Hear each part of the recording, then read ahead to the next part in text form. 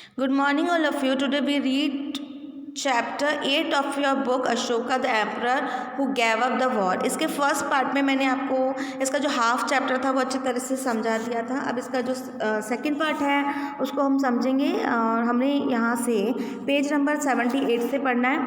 Tribute. Unlike taxes which were collected on a regular basis, tribute was collected as and when it was possible from people who gave a variety of things more or less willing.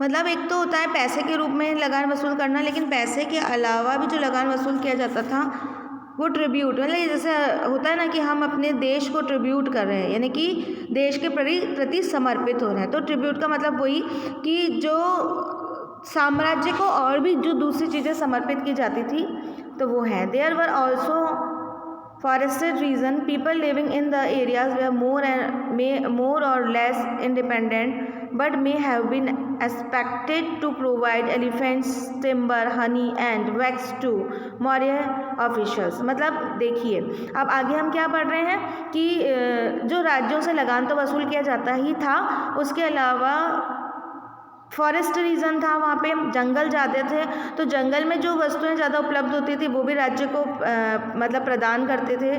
और उसके अलावा सेना के लिए elephants, timber, Honey यानी शहद, wax, ये सब मौर्यन ऑफिसर्स को जो है वो ट्रिब्यूट करते थे कि भाई राज्य को हम लगान के अलावा और भी जो चीज़ें हैं जो कि हमारे एक साम्राज्य को मजबूत बनाती है या साम्राज्य के लिए फ़ायदामंद है तो उसको वो ट्रिब्यूट करते थे. जैसे हम अपने देश के लिए ट्रिब्यूट करते हैं उस तरह से वो अपने राज्य के लिए ट्रिब्यूट करते थे. The emperor and the capital city.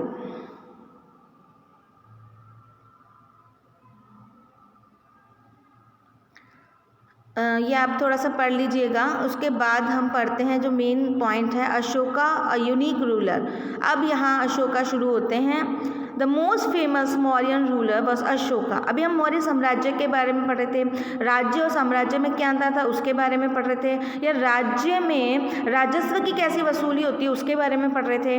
अब हमें जो पर्टिकुलर आया है कि मौर्य साम्राज्य का जो सबसे शक्तिशाली जो राजा था वो अशोक था, तो वो उसके बारे में अब हम पढ़ेंगे. The most famous Mauryan ruler was Ashoka. Ashoka बहुत ही प्रसिद्ध मौर्य साम्राज्य का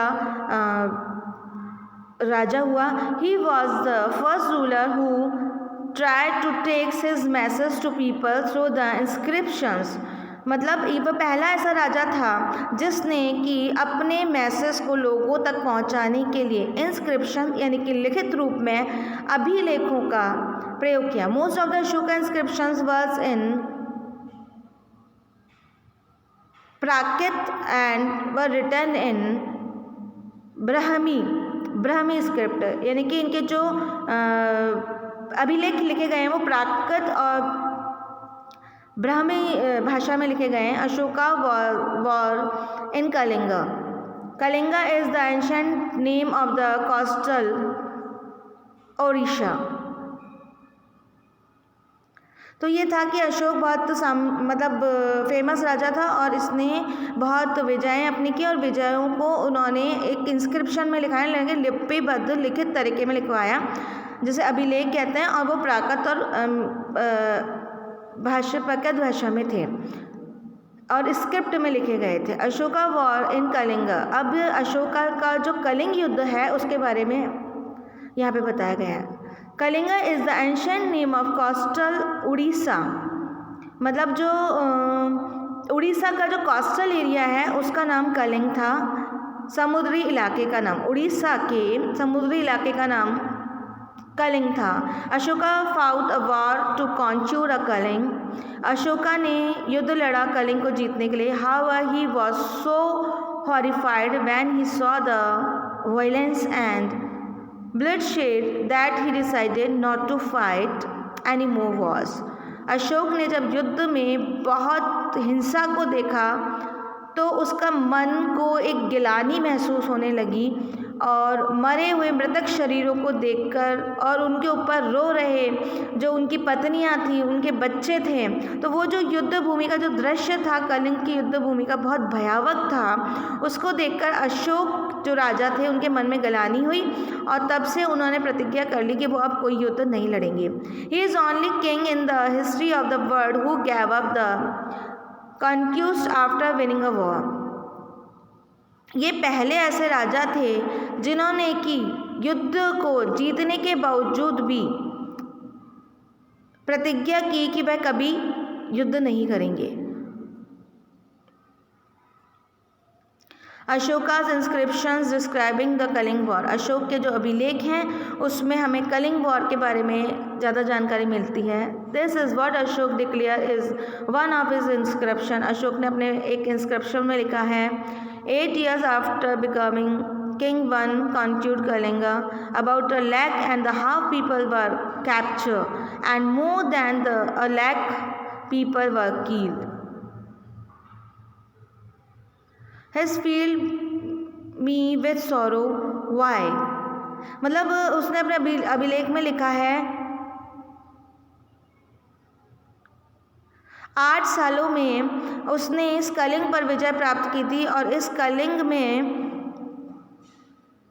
लगभग 1.5 लाख सैनिक लगे, जिसमें से 1 लाख सैनिक मर गए और उससे अशोक को बहुत दुख हुआ। Whenever an independent land is conquered, lack of the people die and many are taken prisons. Brahmins and monks also die. मतलब जब भी कोई इंडिपेंडेंट लैंड पर विजय प्राप्त करने के लिए युद्ध होता है तो उसमें लाखों लोग मारे जाते हैं और उनके साथ में ब्राह्मण और संत भी मारे जाते हैं। People who are killed to their relatives and friends, to their slaves and servants die or loss their loved ones. तो लोगों को अपने रिश्तेदार, अपने दोस्त, अपने सेवक, अपने परिवार के लोग सबको खोना पड़ता है, जो बहुत बड़ा लॉस्ट है। That is why I am sad and have decided to observe dhamma and to teach others about its as well. तो अशोक को ये जो कलिंग में युद्ध हुआ था और उसमें भीषण नरसंहार हुआ था, इतने लोग मरे थे और मरे थे उनके ऊपर जो उनके रिश्तेदार रो रहे थे। जैसे कि कोई सैनिक मरा है तो उसके ऊपर पत्नी रो रही थी, अब उसका केवल बच्चा बच गया तो वो बच्चा रो रहा। तो ये देखकर, एक भीषण नरसंहार को देखकर उसने यही सोचा कि जब भी कोई युद्ध होता है तो इतने तबाही होती है, इतने लोग मरते हैं, इतने परिवार रिश्तों से टूटते हैं, तो उसे एक पता नहीं मन में गिलानी हुई जिससे उसने युद्ध करना छोड़ दिया और एक अशोक धम्म स्थापित किया और इसमें उसने बहुत अच्छी बातें लिखी और लोगों को उसे फॉलो करने के लिए भी कहा। I believe that winning people over through dhamma is much better than the conquer them through force. I am inscribing this message for the future so that my son and grandson after me should not think about war. उसने कहा कि ये सब मैं अभिलेख में इसलिए लिखवा रहा हूँ क्योंकि नहीं, उससे पहले ये लाइन आई कि जो अशोक का धर्म है, यदि लोग उसे समझते हैं, उसे स्वीकारते हैं, तो इसका मतलब यह है कि बिना युद्ध के ही उसने लोगों पे विजय प्राप्त कर ली। ठीक है, उसके बाद ये जो लाइन आई है कि आई am inscribing this message for the future so that my son and my grandson after me should not think about the war. उसने कहा कि मैं ये मैसेज इसलिए भी छोड़ रहा हूँ ताकि भविष्य में मेरा पुत्र और मेरा जो पुत्र का पुत्र होगा यानी कि ग्रैंडसन होगा, वो कभी भी युद्ध के लिए ना सोचे।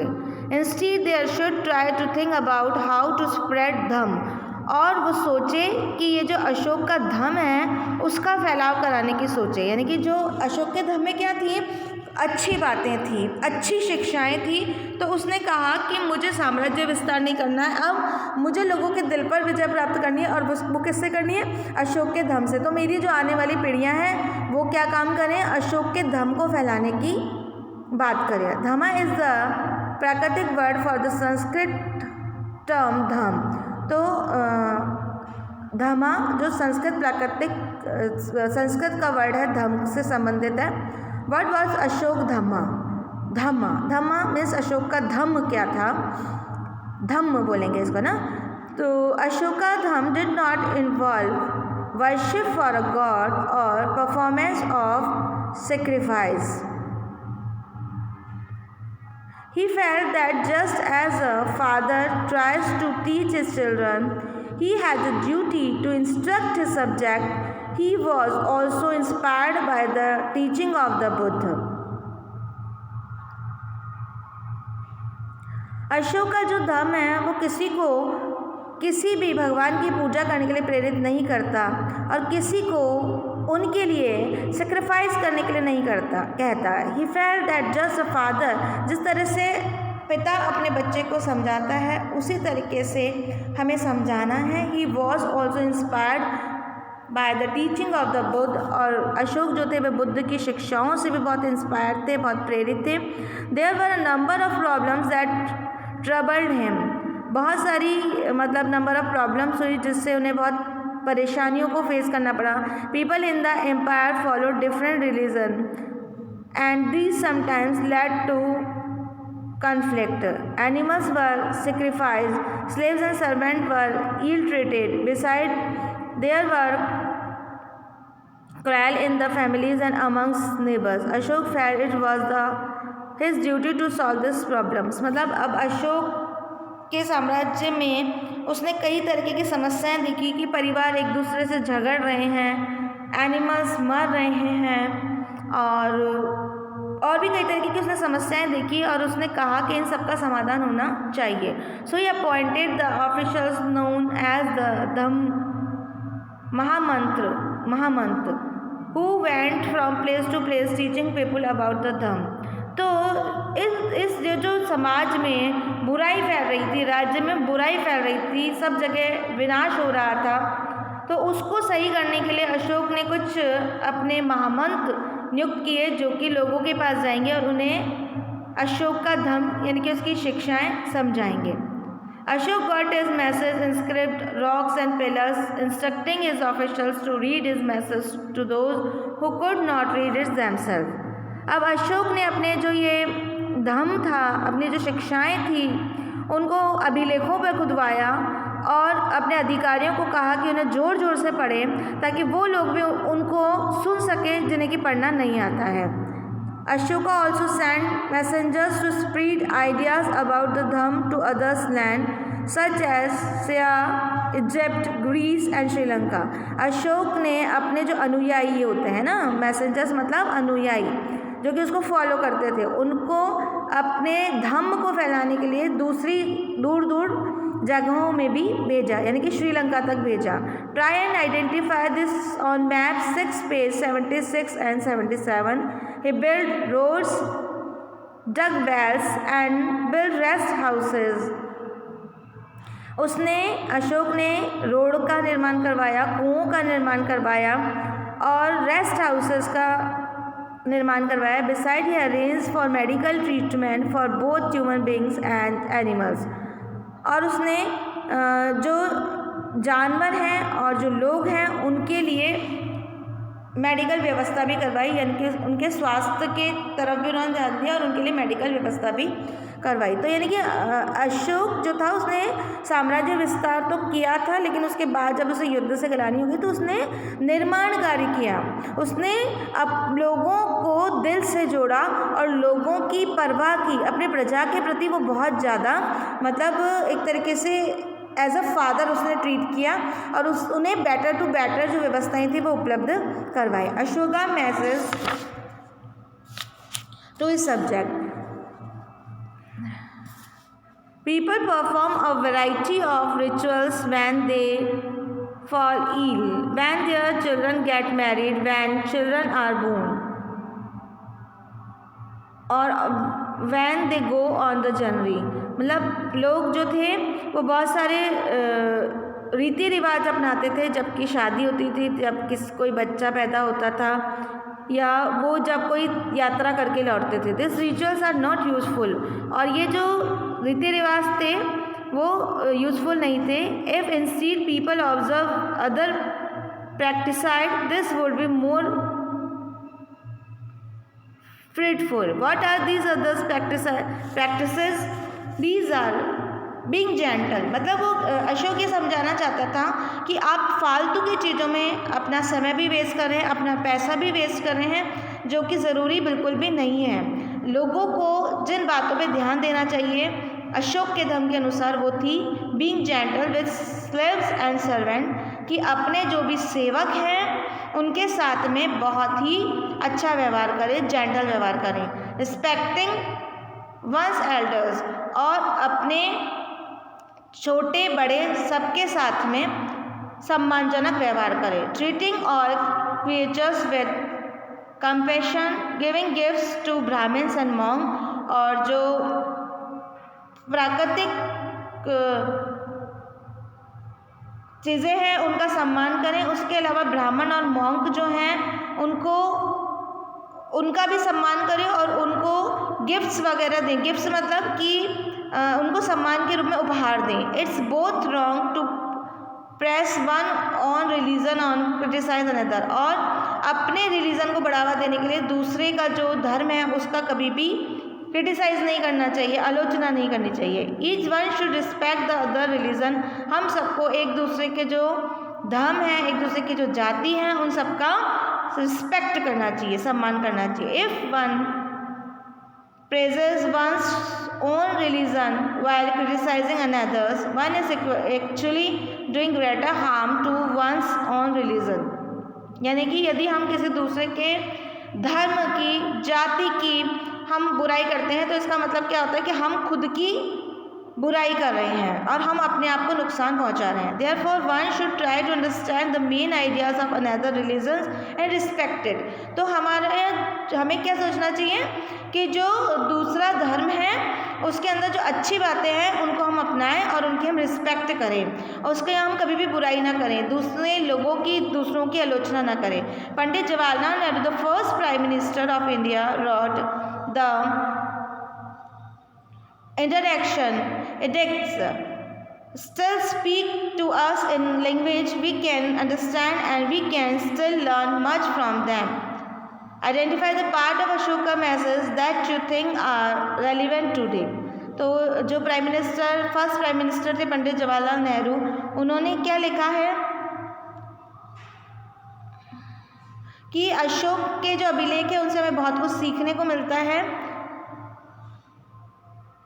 और जो अशोक के अभिलेख में जो बातें कही गई हैं वो आज के समाज को देखते हुए काफ़ी उनसे संबंधित हैं। तो यानी कि अशोक के विचारों को हमें अपनाना चाहिए। Most modern Indian script development from the Brahmi script of the 100 of the years, you can see the letter R written in different script. तो ये देखिए उस समय जो स्क्रिप्ट लिखी जाती थी वो किस तरह के लेटर में लिखी जाती थी, ये पेज नंबर 81 में आपको बताया गया है।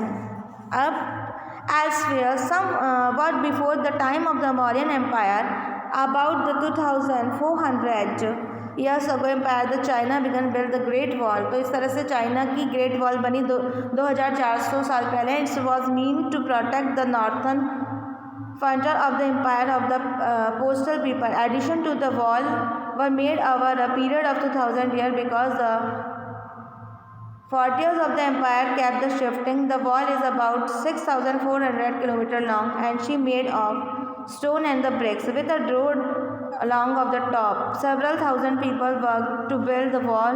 There are the watch towers all along at distance of about 100 and 200 meters। In what ways do you think Ashoka's attitude towards the neighboring people was different from that was the चीन emperor?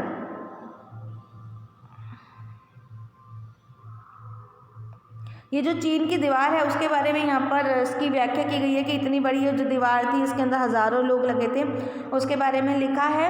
और इसमें ये लिखा है कि आप in what way do you think Ashok attitude towards the, तो कि अशोक जो था वो अपने पड़ोसी राज्यों के साथ में कैसा व्यवहार करता होगा, तो इसके बारे में आप क्या सोचते हैं। तो ये क्वेश्चन इस चैप्टर के एंड में छोड़ा है और चीन की दीवार के बारे में बताया है कि ये इतनी बड़ी दीवार थी और 100-200 किलोमीटर लॉन्ग मतलब इसमें डिस्टेंस थी और इसको बनाने में इतना टाइम लगा था। इसके चारों तरफ पिलर्स थे और मजबूत पत्थरों के द्वारा इसका निर्माण किया गया था और ये बहुत ऊंची थी। तो इस तरीके से चैप्टर के एंड में इसके बारे में बताया गया है। अब ये चैप्टर यहाँ पे कंप्लीट होता है और समझ में आ गया होगा आपको। Thank you very